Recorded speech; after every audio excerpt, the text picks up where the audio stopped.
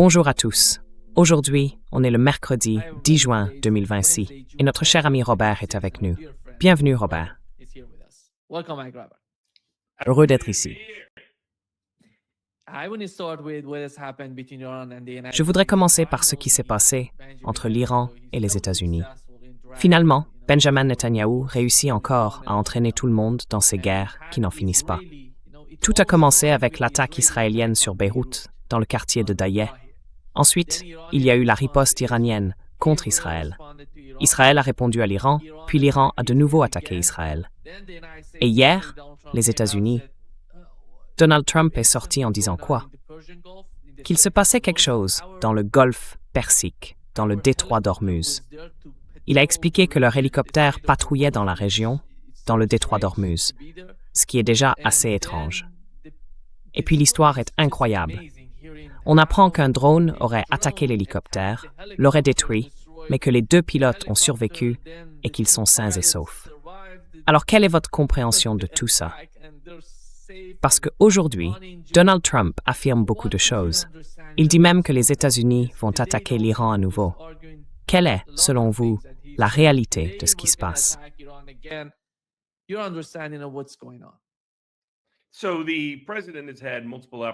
Le président a eu plusieurs occasions de sortir du désastre qu'il s'est lui-même créé depuis le début du mois d'avril.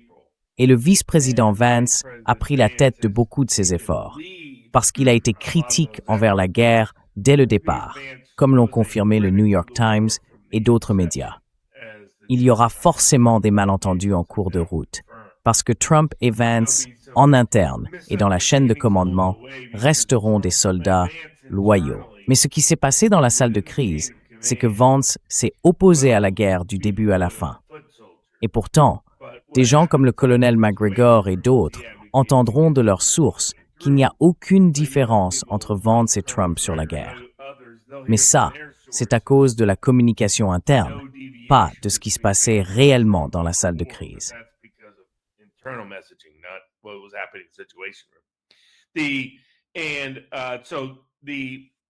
Donc, l'accord initial prévoyait que le détroit soit rouvert, un cessez-le-feu dans tous les conflits et aucune forme de blocus. Rien de tout ça, comme première étape. Ensuite, la deuxième étape devait consister à définir les paramètres des négociations, ce que nous avions accepté dans le cadre de ce cessez-le-feu. Cette deuxième phase portait sur un allègement économique et des sanctions, en échange d'une libéralisation de certains aspects autour du détroit d'Ormuz et d'autres éléments, avant de passer à des négociations sur le contrôle des capacités d'enrichissement nucléaire et des matériaux déjà enrichis. Le président, ensuite, enfin, cette deuxième phase de l'accord a été conclue après le cessez-le-feu.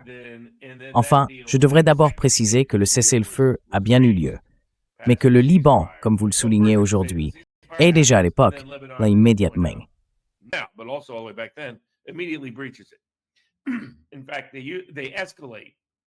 En fait, ils ont intensifié leurs actions juste après la mise en place du cessez-le-feu. Au début, les gens pensaient « Ah, ils font ça simplement pour tout lancer avant de devoir vraiment s'arrêter avec le cessez-le-feu. » Non, en réalité, ils le faisaient pour saboter complètement le cessez-le-feu. En réaction, les Iraniens n'ont pas totalement rouvert le détroit. Et là, Trump a dit « Très bien, je maintiens le blocus. » Donc, l'accord, c'était qu'on annonce un cessez-le-feu, que l'Iran déclare le détroit ouvert. Et Trump, lui, s'imagine littéralement dans sa tête, il invente complètement que, soi-disant, ils ont accepté de lui remettre tout leur matériel nucléaire et qu'ils ont accepté plein de choses qu'ils n'avaient jamais acceptées. Et donc Trump fait tout exploser. Il dit, pendant tout ce temps, les Iraniens nous manipulent. Non, en réalité, c'est Trump qui manipule tout le monde.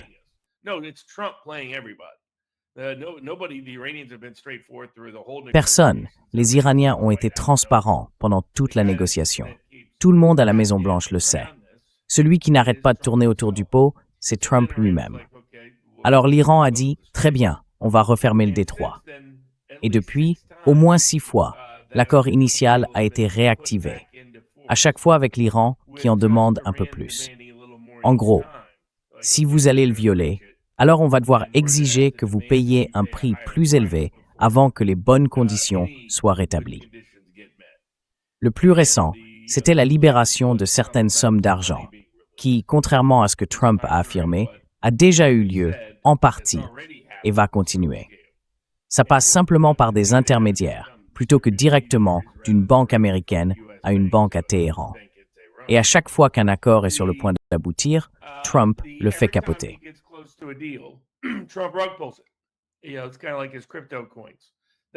C'est un peu comme ces crypto-monnaies. Si vous aviez investi dedans, vous auriez tout perdu, ou presque. Une chute de 96-97%. Mais pas la famille Trump. Eux, ils ont empoché, prudemment estimé, un demi-milliard grâce à ces arnaques. Hier, par exemple, Vance essayait de convaincre les gens à propos de l'accord qu'on s'apprête à signer. Et pendant ce temps-là, Trump appuie sur le bouton panique. Il voit toutes ces critiques venant du lobby pro-israélien parce qu'il regarde Fox News de façon obsessionnelle. Il les entend aussi de la part des grands donateurs et de sénateurs comme Wicker, Graham et tous ces cinglés qu'il aime écouter, pour une raison ou une autre. Et à chaque fois, il se dégonfle. Les gens ont toujours pensé qu'il finirait par se dégonfler pour protéger les marchés.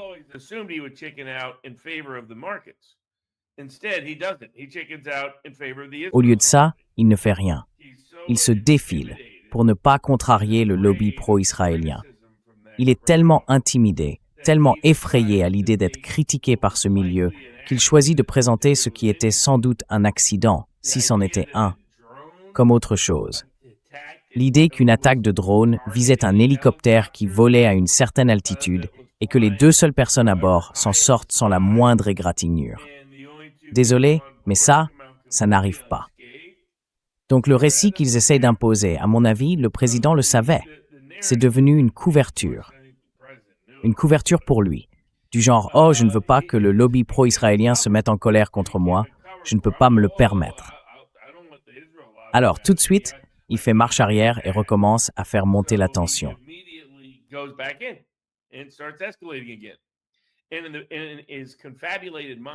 Et dans son esprit complètement embrouillé, quand il décide, pour des raisons psychologiques, qu'il doit faire quelque chose de tout simplement stupide, il se dit sans arrêt « Tous les présidents avant moi ont été idiots. » Et c'est exactement comme ça que l'Iran l'a manipulé. Non, aucun président avant Trump n'a été aussi stupide que lui. Il restera dans l'histoire comme le président le plus bête que nous ayons jamais eu, et aussi comme le plus corrompu de toute l'histoire politique américaine, ce qui n'est pas rien, vu l'époque récente. Trump décide de revenir en arrière et de relancer l'escalade. Et aujourd'hui encore, il parle de recommencer. Il ne peut pas conclure un accord qui le ferait comparer à Obama. Il ne peut pas non plus conclure un accord que le lobby israélien attaquerait ou critiquerait. Et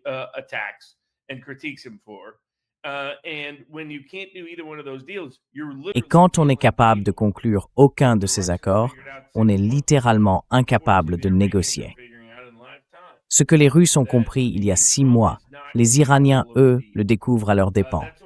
Trump n'est pas capable de conclure un accord. C'est pour ça que Joe Kent, moi, et d'autres, avec des amis et des alliés du camp anti-guerre au sein de l'administration, on plaide depuis le premier jour pour une seule voix, qu'il se retire. Trump ne fera jamais un accord raisonnable. Il n'en est pas capable, parce qu'il est paralysé par la peur. Vous savez ce qu'il a fait parler correctement pendant une dizaine de jours? C'était le risque que l'Iran possède ou montre des armes nucléaires si la situation s'envenimait, que ce soit vrai ou pas.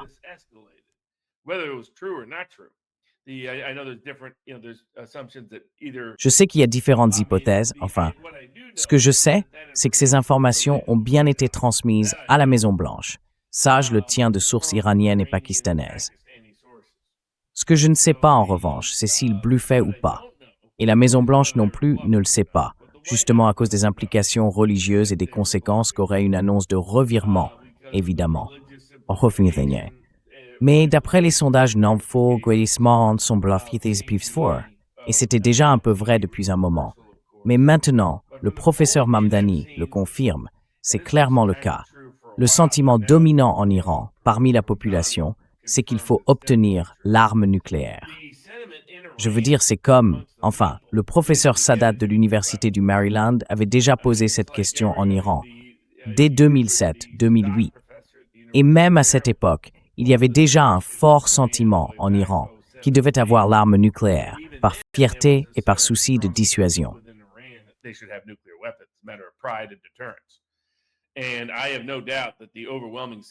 Et je n'ai aucun doute qu'aujourd'hui, le sentiment dominant en Iran, surtout parmi les cadres militaires, c'est qu'on a fait une erreur en ne développant pas l'arme nucléaire, parce qu'on ne va pas s'en servir.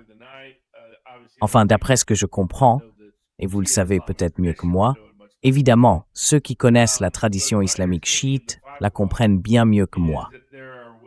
Mais, d'après ce que j'en sais, la fatwa peut être interprétée de manière à dire qu'on ne peut jamais utiliser une arme nucléaire. Pas forcément qu'on ne peut jamais en posséder une, si les circonstances et les conditions venaient à changer.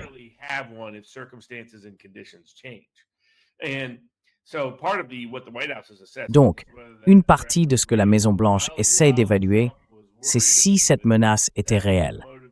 Mais pendant que Trump s'en inquiétait, c'est ça qui l'a poussé à dire « OK, il faut absolument qu'on sorte ». Et quand il a eu des réactions négatives, non pas de l'Iran, mais d'Israël, du lobby israélien, il s'est convaincu que finalement, ce n'était sans doute pas un vrai risque. C'est pour ça que je répète sans arrêt qu'il est incapable de prendre de bonnes décisions. Le processus de décision est complètement cassé. Le Trump que tout le monde connaissait avant n'existe plus. Il a disparu. Et maintenant, il réfléchit comme un tout petit, avec un raisonnement de gamin de 2 ans. Et la conséquence, c'est qu'il finit toujours par se persuader que le pire ne peut pas arriver.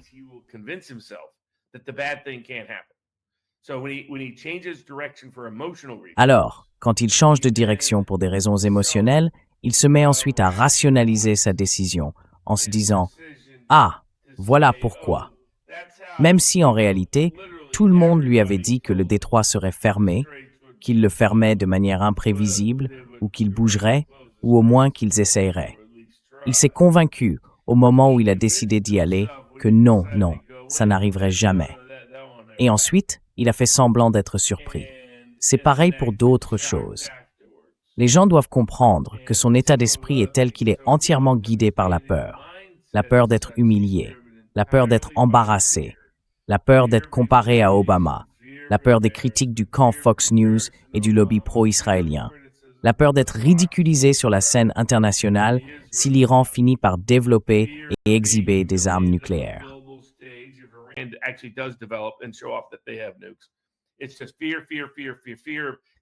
C'est juste la peur d'être tellement écrasé aux élections de mi-mandat qu'ils finissent destitués et écartés de la présidence. C'est la seule chose qui le motive. Mais quelle que soit la peur qui domine à court terme, il la rationalise, il la justifie, il se convainc que les autres peurs, de l'autre côté de la balance, ne se réaliseront jamais. Et il faut des efforts énormes pour réussir à le faire changer. C'est aussi pour ça qu'on le voit se contredire d'un jour à l'autre, d'une minute à l'autre, parfois même d'une heure à l'autre. Ce sont des émotions différentes, des peurs différentes, qui prennent le dessus à des moments différents. Mais à mon avis, le meilleur espoir pour les États-Unis et pour le monde, c'est un départ de Trump. Pas un accord avec Trump, parce qu'il n'est tout simplement pas capable de conclure un accord.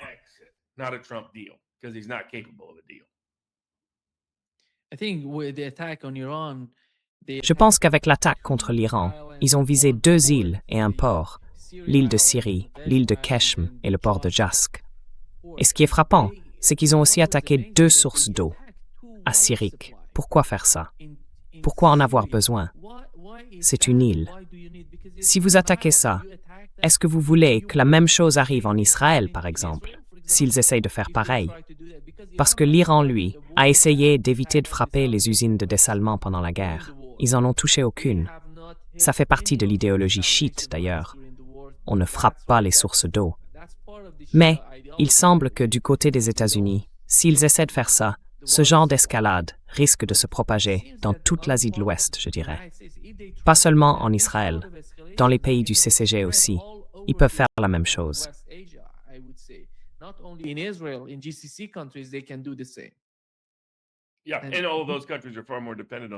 Oui, et tous ces pays dépendent bien plus de leurs installations d'eau que l'Iran.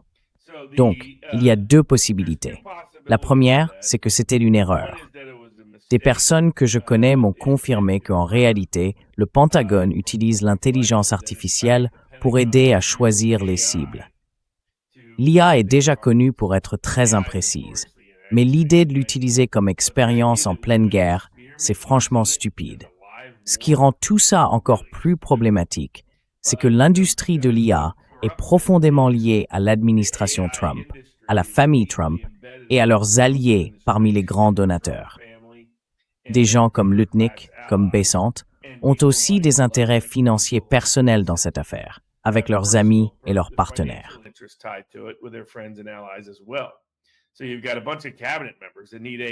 Donc, on a tout un tas de membres du gouvernement qui ont besoin que l'intelligence artificielle soit ultra rentable, qui doivent convaincre les gens que ces introductions en bourse, celles d'Anthropic, d'OpenAI, de SpaceX, sont sur le point d'arriver. Toutes ces entreprises ont des activités très sérieuses, voire entièrement centrées sur l'IA.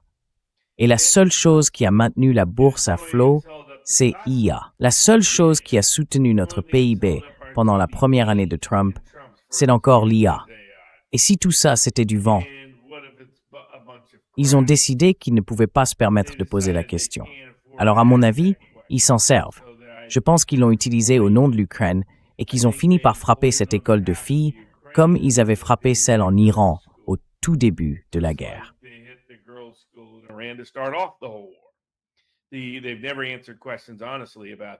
Ils n'ont jamais répondu honnêtement à ces questions, pas une seule fois. Donc je suis d'accord avec vous. Maintenant, la deuxième possibilité, c'est que des officiers israéliens soient présents dans la salle et participent aux décisions sur les cibles. Et franchement, ça ne me surprendrait pas du tout. Malheureusement. Et si c'est bien le cas, alors l'objectif d'Israël, c'est l'escalade, encore et encore. Bibi Netanyahou ne peut pas se permettre que cette guerre se termine. Il devient de plus en plus évident que sa seule chance d'être réélu en Israël, c'est que la guerre soit toujours en cours en octobre et en novembre.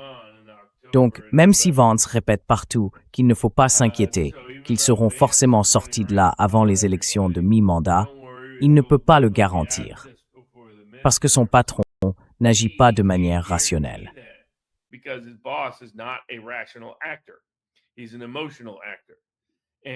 C'est un acteur émotionnel, avec de vrais défauts dans sa façon de prendre des décisions liées à son état psychologique actuel. Certains disent « Oh, il est narcissique » ou quelque chose comme ça. Mais ces gens-là restent rationnels. Trump, lui, ne l'est pas. Et tant que personne ne lui retire littéralement les clés, je ne vois pas comment on pourrait arriver à un accord négocié qui soit vraiment applicable. Et comme vous le soulignez, en matière d'escalade, c'est l'Iran qui détient la supériorité, sauf si on parle d'utiliser des armes nucléaires. À part ça, tous les leviers de l'escalade sont entre les mains de l'Iran.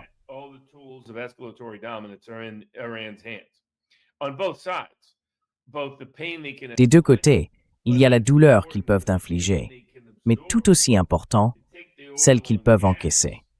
Ils prennent le pétrole et le gaz. Des gens sur X, qui suivent ça de près, ont fait remarquer que l'Iran a au moins 7 mois d'avance sur les revenus prévus à son budget.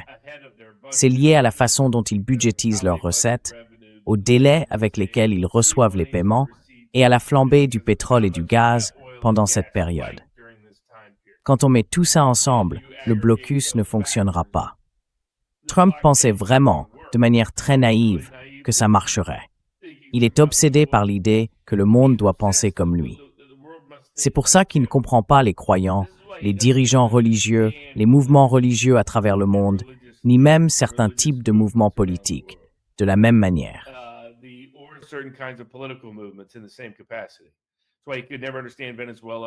C'est pour ça qu'il n'a jamais pu comprendre le Venezuela, ni Cuba.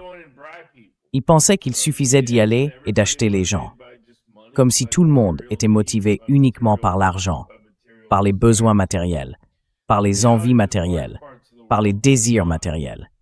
La réalité, c'est qu'une grande partie du monde ne fonctionne pas comme ça.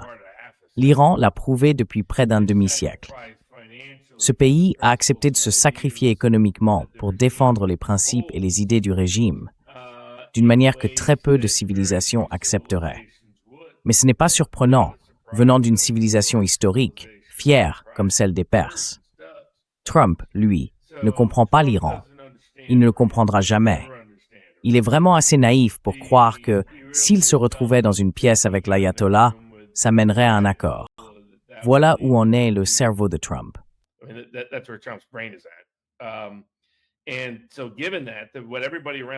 Et donc, dans ce contexte, ce que tout le monde, à la Maison-Blanche, au Pentagone et dans l'opinion publique devrait défendre, selon moi, c'est la sortie. Parce que l'accord est exceptionnel. Je comprends pourquoi le Dr Parsi plaide pour un accord. Il pense que c'est le meilleur accord possible pour le monde, et surtout pour l'Iran, pour les gens ordinaires en Iran. Il croit que cela peut ouvrir la voie à des changements futurs si l'investissement occidental en Iran a un effet modérateur sur le régime, au point de le réformer, voire de le renverser. Mais Trump n'est pas capable de conclure un accord. Il ne l'a jamais été, sur rien. Regardez tous les accords commerciaux qu'on a négociés. Est-ce qu'un seul de ces accords a vraiment été transformé en loi? Je crois que zéro. Zéro. Il promet que tout cet argent va arriver, mais en réalité, très peu est effectivement arrivé. Now can Hosborough.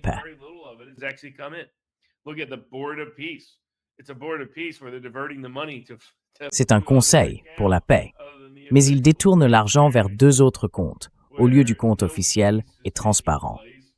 Et pendant ce temps, il n'y a aucune paix à Gaza. Trump, lui, n'a ni le courage de Ronald Reagan, ni l'intelligence de ses prédécesseurs, ceux qui ont refusé exactement ce genre de demande de guerre qu'Israël formule depuis littéralement la fin des années 80. Depuis la fin de la guerre Iran-Irak, quand ils pensaient que les deux camps allaient s'anéantir, et que ça n'a pas été le cas. À partir de là, ils ont commencé à exiger qu'on envahisse l'Iran. Et depuis, on nous répète sans arrêt qu'ils sont à 2 semaines d'obtenir la bombe nucléaire, depuis 1989. Mais même s'ils l'avaient, ça ne veut pas dire qu'ils l'utiliseraient d'une manière dangereuse pour le monde. Cette idée-là a toujours été fausse. Et au final, il n'y a que les États-Unis qui ont déjà utilisé l'arme nucléaire. Quand on regarde tous ces éléments, on ne peut qu'espérer qu'ils se retirent.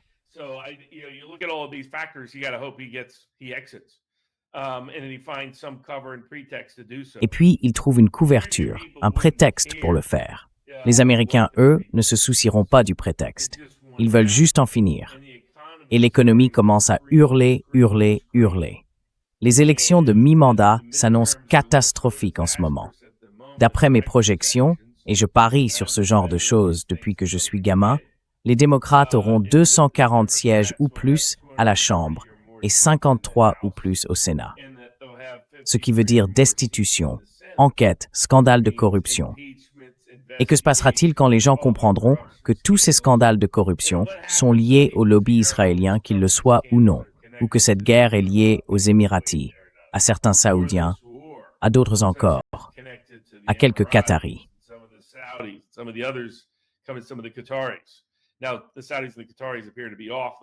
Aujourd'hui, les Saoudiens et les Qataris semblent s'être retirés du train de la guerre. Mais s'ils l'avaient fait dès le départ, on ne serait peut-être jamais entré dans ce conflit.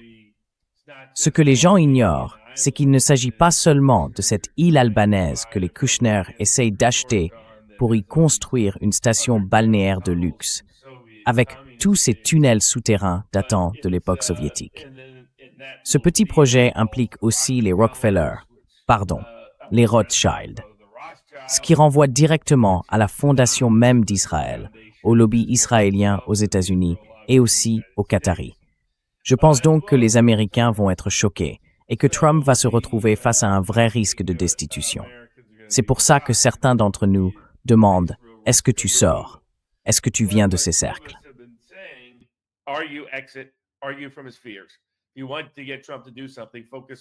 Si vous voulez amener Trump à faire quelque chose, il faut jouer sur ses peurs. Et si ce scénario terrible arrivait, ce qui l'a empêché d'envoyer des troupes, c'est l'avertissement constant de Joe Kent. Il lui répète qu'il risque de finir comme Jimmy Carter. Et Trump l'a d'ailleurs reconnu récemment dans une interview sur CBS ou CNN qu'il ne voulait pas finir comme Jimmy Carter. Il a même évoqué ça en parlant de l'envoi de soldats. Donc, ça a marché. Alors, pensez à la peur, appuyez sur les craintes qui poussent à se retirer plutôt qu'à escalader. Et espérez que les gens autour du président, au Pentagone et au bureau du vice-président suffiront à le convaincre de se retirer. Parce que le secrétaire d'État, Marco Rubio, est en ce moment occupé à se mettre en avant dans le contexte de la guerre, en pensant que ça lui vaudra le soutien du lobby pro-israélien pour sa candidature aux primaires de 2028.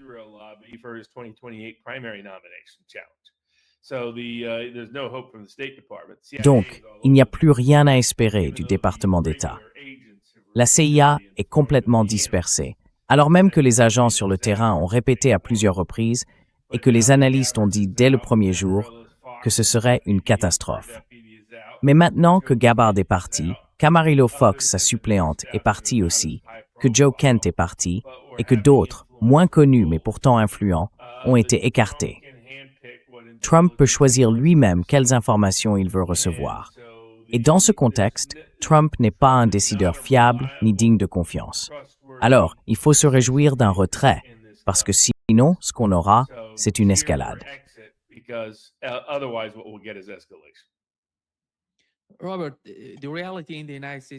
Robert, la réalité aux États-Unis, je pense qu'elle ne peut pas changer. Il ne peut pas, tu vois, transformer la réalité économique, ni la souffrance que les gens ressentent en ce moment.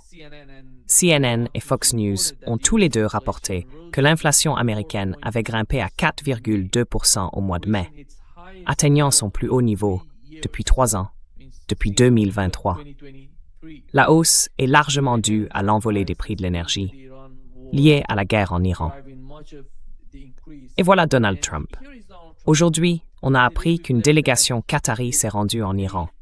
D'après Fox News, cette visite aurait été coordonnée avec l'administration Trump pour tenter de combler le fossé entre l'Iran et les États-Unis. Du côté iranien, selon les médias locaux, ils affirment que tout cela concerne uniquement les relations bilatérales entre l'Iran et le Qatar, et qu'ils pourraient ensuite évoquer la situation entre l'Iran et les États-Unis. Je ne sais pas jusqu'où ils peuvent utiliser le Qatar dans ce type de négociation. Les États-Unis, eux, sont absents. Ils ne sont pas là.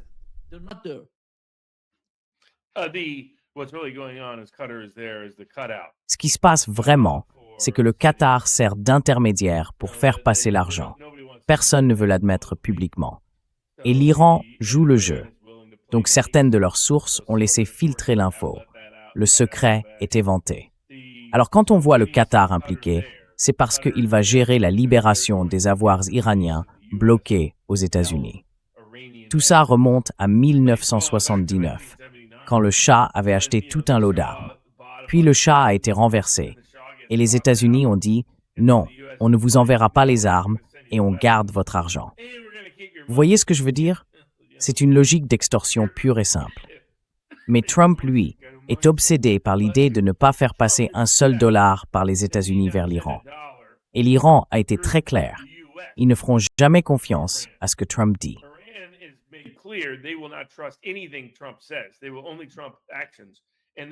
Ils ne feront confiance qu'aux actions de Trump. Et ils ne prendront aucune mesure en retour tant que Trump n'aura pas versé l'argent sur leur compte bancaire. Ensuite, on a Soros-Scotty qui court partout en faisant semblant de vouloir sanctionner tous ceux qui ont un lien avec le commerce du pétrole iranien. Alors qu'en réalité, le vrai but, c'est d'empêcher les gens de savoir que Trump a autorisé le transfert d'une grosse somme d'argent à l'Iran, juste pour sauver les apparences.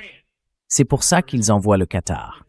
Mais tout le monde doit faire semblant, vraiment tout le monde, que c'est simplement pour aider aux négociations ou pour gérer des relations bilatérales indépendantes des négociations.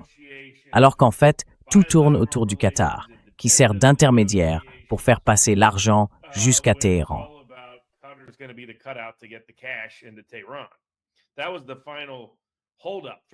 C'était le dernier blocage pour ce que j'appelle la deuxième phase de l'accord, faire respecter le cessez-le-feu initial et définir les paramètres de la suite. Et le gros blocage, c'était l'argent. Trump avait accepté de mettre fin au blocus en échange de l'ouverture du détroit par l'Iran. Mais l'Iran a répondu « Vous pourrez renvoyer vos navires d'ici quelques jours, donc on veut de l'argent sur le compte. Façon Missouri, l'État du montre-moi. » Et c'est ça qui bloquait. Mais ensuite, face au risque que l'Iran développe ou montre qu'il possède des armes nucléaires, Trump a cédé sur ce point et a dit « D'accord, libérez l'argent, mais pas directement pour nous. » C'est là que les Qataris entrent en jeu. Le problème, c'est que Trump est incapable de conclure un accord parce qu'il ne sait pas gérer ses peurs. Il est tellement dominé par elles qu'il reste figé, bloqué, et maintenant, il veut se donner en spectacle.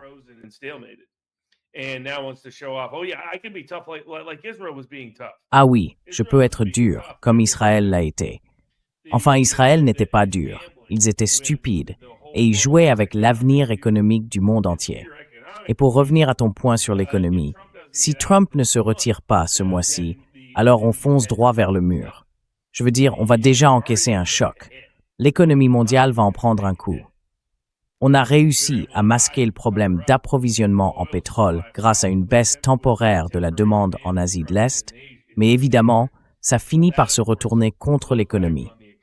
C'est d'ailleurs pour ça que d'habitude, quand il y a un choc énergétique, les prix du pétrole et des coûts associés grimpent. Mais à moyen et long terme, l'impact, c'est une récession massive.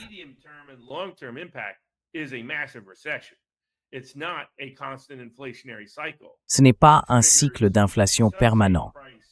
Ça provoque une telle flambée des prix que la demande finit naturellement par s'effondrer. Et quand la demande s'effondre, le déclin économique ne tarde pas à suivre. Et là, on ne parle même pas encore des besoins énergétiques des centres de données pour l'intelligence artificielle, ni de la controverse grandissante autour de ces centres aux États-Unis. Les odeurs, leur consommation d'eau, la question de savoir s'ils polluent l'eau et la rendent toxique, la hausse des coûts de l'énergie et les déchets qui apparemment en sortent.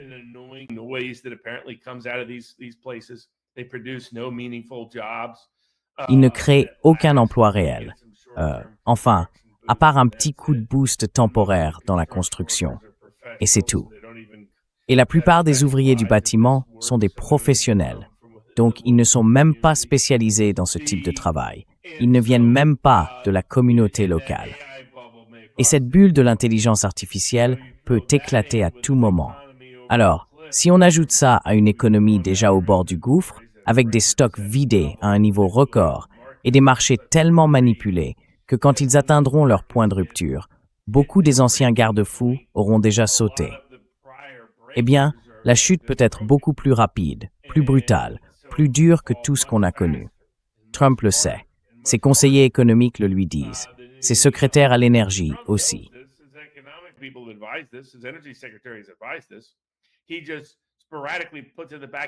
Il se dit simplement, de temps en temps, que bon, puisque ça ne s'est pas produit, ça ne se produira pas. Son plus gros problème, avec son déclin mental, c'est sa tendance à inventer. Il se convainc de choses totalement fausses, et il fait comme si des faits parfaitement vrais ne l'étaient pas. Et il retombe sans cesse dans cette phase de prise de décision, ce qui sabote tous les efforts pour conclure un accord. Pourtant, une sortie serait notre meilleure chance. Sinon, la région pourrait littéralement s'embraser. On pourrait se retrouver avec une énorme crise de réfugiés si les usines de dessalement d'eau dans les pays du Golfe étaient touchées. Ils n'ont aucune autre source d'approvisionnement. Ils devraient déplacer des millions et des millions de personnes. Et là, l'Europe pourrait faire face à une autre forme de crise migratoire.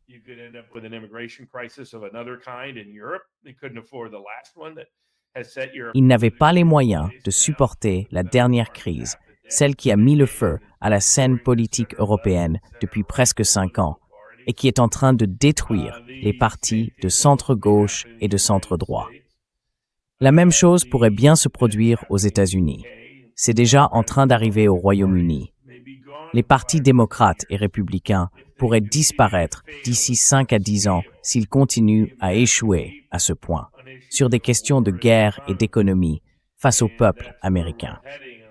Et c'est là que nous allons, à moins que Trump ne trouve un moyen de se retirer.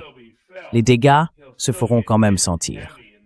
Il sera lourdement touché aux élections de mi-mandat, mais ce ne sera peut-être pas une catastrophe apocalyptique dont il ne pourrait pas se relever. Il a encore une chance de s'en sortir s'il se retire ce mois-ci. Chaque jour qui passe, ses chances de rebond politique diminuent.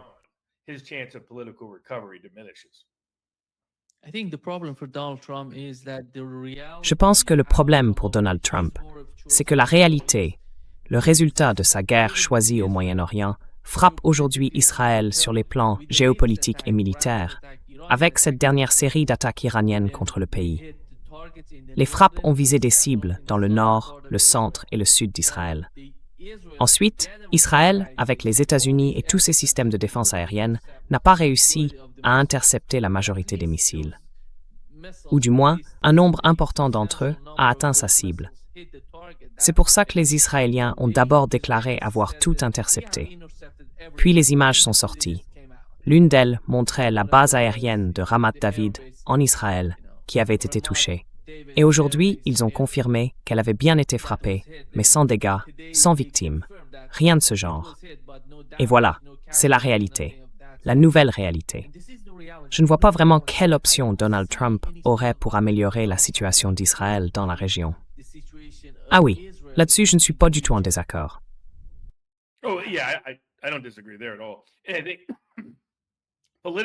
Oui. Politiquement, à long terme, Israël est devenu un paria politique aux États-Unis, comme il l'est déjà dans le reste du monde. Je pense qu'il n'y a aucun pays où Israël bénéficie d'un soutien majoritaire. Dans certains pays, il y a une légère pluralité, là où les opinions ne sont pas très tranchées. Mais d'après le dernier sondage du Pew Research Group, il n'existe aucun pays au monde où une majorité de la population a une opinion favorable d'Israël. Et ce sondage ne portait même pas sur le gouvernement actuel de Benjamin Netanyahou, ni sur les politiques menées à Gaza, au Liban ou dans la guerre avec l'Iran. Et si on regarde bien, c'est aussi vrai aux États-Unis. Même parmi les évangéliques, qui étaient autrefois leur base politique ici, seuls les évangéliques de plus de 60 ans ont aujourd'hui une opinion vraiment favorable d'Israël, de Netanyahou ou des deux.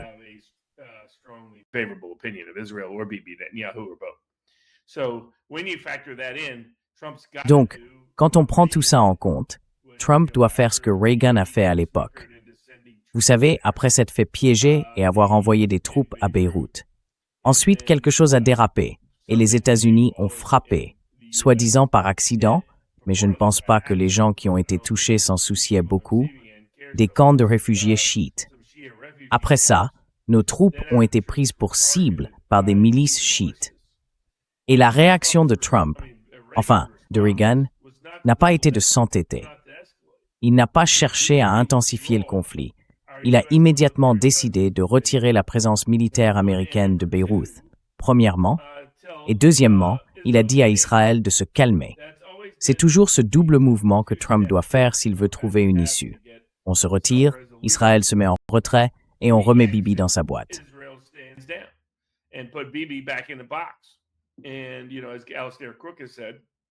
Et vous savez, comme l'a dit Alastair Crooke, il faut ramener Israël à ses principes originels du sionisme, qui n'étaient pas expansionnistes. Et vous savez, selon la théorie de Ben Gurion, il fallait rester à l'intérieur de nos frontières. Nous n'avons pas la main-d'œuvre nécessaire pour être une puissance régionale dominante. Et Bibi n'a jamais respecté cette limite, ni cette contrainte. Il a utilisé le 7 octobre pour l'ignorer, la violer et la bafouer de façon répétée. C'est ce que Joe Cannon a dit dès le premier jour, et il avait entièrement raison. C'est un homme qui a combattu sur le terrain, mais qui comprend aussi la stratégie géopolitique. Il dit qu'il faut se retirer et dire à Israël de se calmer. C'est cette double étape qui est nécessaire pour garantir une paix réelle au Moyen-Orient, au moins à court terme.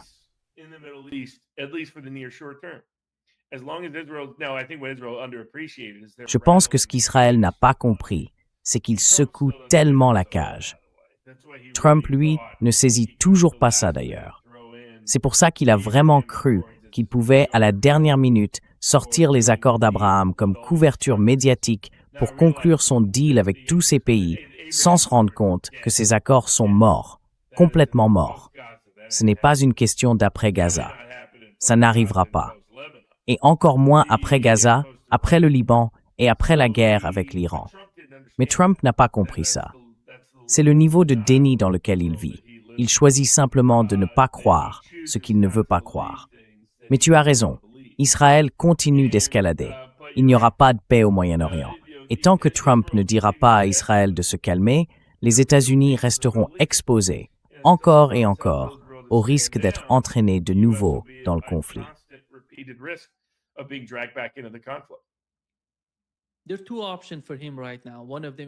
Il a deux options en ce moment. La première, c'est de laisser Benjamin Netanyahou couler avec ses problèmes et de se retirer de la région. La seconde, c'est de rester aux côtés de Benjamin Netanyahou et de couler avec lui. Parce que les problèmes auxquels Israël fait face, et ce sont de vrais problèmes d'ailleurs, économiques, géopolitiques, militaires, ne peuvent pas être réglés en 2 ans, le temps qu'il reste du mandat de Trump. Et il doit trancher là-dessus, s'il prend vraiment sa présidence et son avenir au sérieux.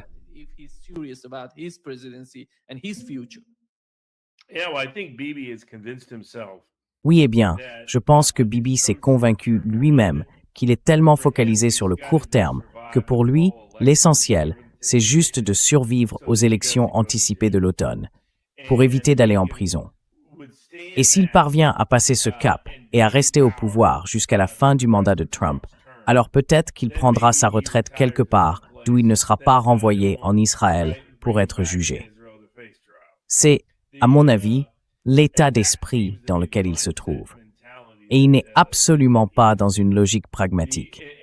Et autour de lui, il y a pas mal de gens qui ne le sont pas non plus.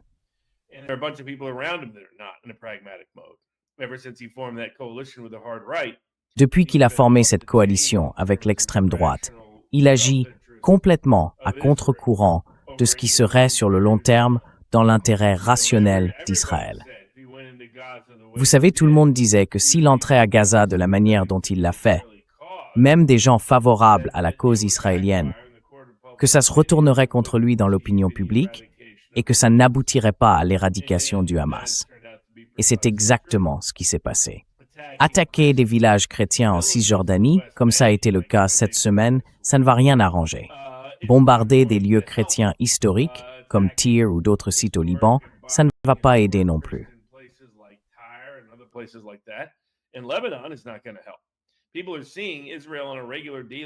Les gens voient, jour après jour, Israël faire exactement ce que ses détracteurs affirment depuis longtemps.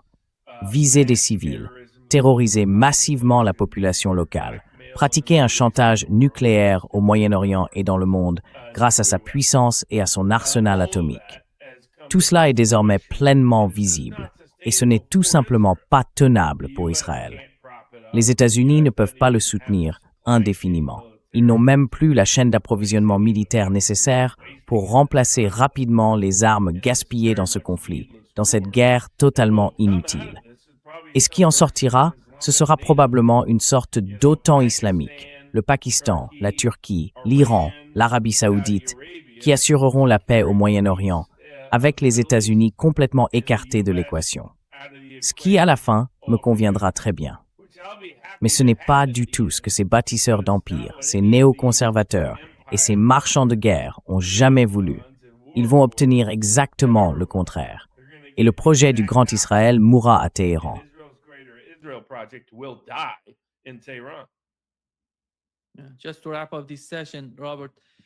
Pour conclure cette session, Robert, je pense que Benjamin Netanyahou, le Premier ministre et le président d'Israël, concentrent leur attention sur le Liban. Ils veulent séparer le gouvernement et le peuple libanais du Hezbollah, ce qui, à mon avis, est complètement illusoire. Mais ils ont publié aujourd'hui 2 vidéos adressées au peuple libanais en disant « Notre ennemi, ce n'est pas le peuple du Liban, ni le gouvernement du Liban. Notre ennemi, c'est le Hezbollah. » Comment cela pourrait-il être possible de diviser ainsi le pays en 2 sortes de...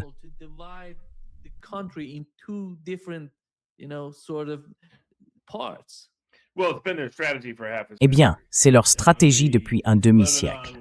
Le Liban était, enfin surtout Beyrouth, c'était un peu le Paris du Moyen-Orient. Le Liban, c'était un endroit où tout le monde aimait aller. Un pays que des gens comme le professeur Chomsky pouvaient présenter comme le modèle idéal au Moyen-Orient, parce qu'il était à la fois multireligieux, multiethnique et pourtant stable et solide.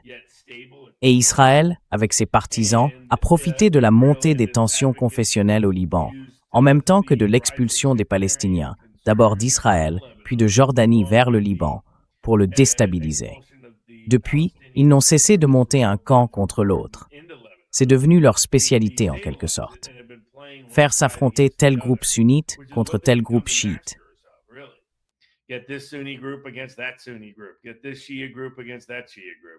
Monter ce groupe chiite contre cet autre groupe chiite. Monter ce groupe contre celui-là. La raison pour laquelle ils détestent autant l'Iran, c'est que le groupe qu'ils ont eu le plus de mal à diviser de l'intérieur, ce sont les chiites. Les chiites n'ont pas voulu recourir au terrorisme individuel comme d'autres l'ont fait, ce qui sert ensuite à justifier et à rationaliser le projet israélien. Ils ont été très difficiles à diviser, très difficiles à soumettre. Et, par conséquent, je pense que tous ces efforts sont une perte de temps. Ils peuvent acheter quelques politiciens à Beyrouth, comme les États-Unis et Israël l'ont fait, et installer ces faux dirigeants sans véritable soutien populaire, qui se promènent en se faisant passer pour des présidents, comme le président de la Syrie, ou le roi coupeur de tête lui-même.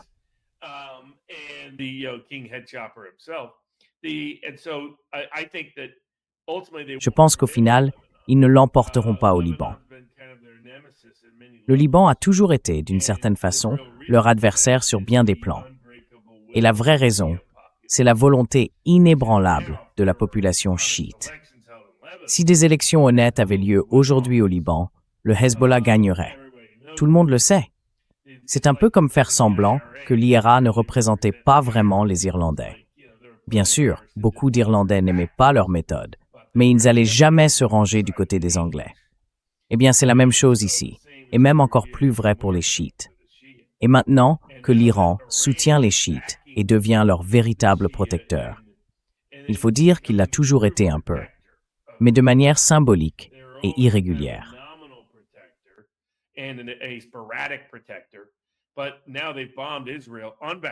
Mais maintenant, ils ont bombardé Israël au nom des chiites du Liban, que le Hezbollah représente. Et là, c'est différent. Vous savez, on peut débattre de la question de savoir dans quelle mesure le Hamas représente vraiment les Palestiniens, puisqu'ils ont refusé d'organiser des élections et qu'ils les ont évitées. Le Hezbollah, lui, aimerait beaucoup qu'il y ait de vraies élections au Liban, parce que ses alliés gagneraient et prendraient le pouvoir. Donc, je ne pense pas que le projet du Grand Israël soit mort. C'est juste que les gens à Tel Aviv ne le savent pas encore. Oui, merci beaucoup, Robert, d'avoir été avec nous aujourd'hui. Un vrai plaisir, comme toujours. Absolument. Toujours un privilège. À très bientôt. Au revoir.